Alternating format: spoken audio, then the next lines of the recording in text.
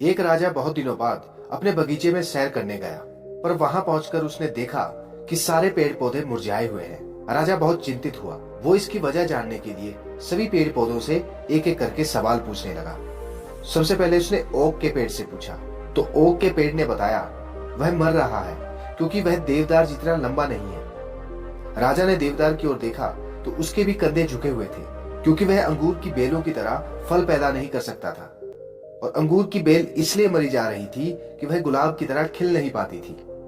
राजा थोड़ा आगे गया और उसे एक पेड़ नजर आया जो निश्चिंत था, खिला हुआ था और ताजगी में नहाया हुआ था।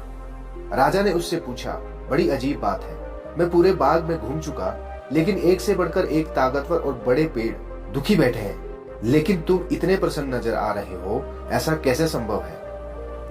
पेड़ बोला, महाराज, बाकी पेड़ अपनी विशेषता देखने की बजाय स्वयं की दूसरों से तुलना कर दुखी है, जबकि मैंने यह मान लिया है कि जब आपने मुझे रोपित कराया होगा तो आप यही चाहते थे कि मैं अपने गुणों से इस बगीचे को सुंदर बनाऊं। यदि आप इस स्थान पर ओक, अंगूर, गुलाब चाहते तो उन्हें लगवाते। इसलिए मैं किसी और की तरह बनने की बजाय अपनी क्षमता के अनुसार श्रेष्ठतम बनने का प्रयास करता हूं और प्रसन्न रहता हूं। इस छोटी सी कहानी में बहुत बड़ा संदेश छिपा है।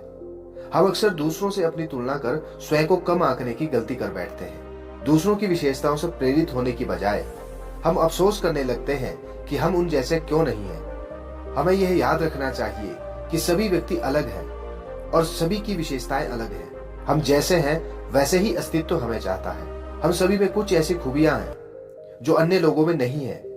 जरूरत है तो सिर्फ उन्हें पहचानने की और उस खूबी को और विकसित कर अपने क्षेत्र में सफलता प्राप्त करने की। इंसान की सबसे बड़ी कमजोरी खुद का मूल्यांकन कम करने की होती है। हमें अपनी कमियां पता होना अच्छी बात है।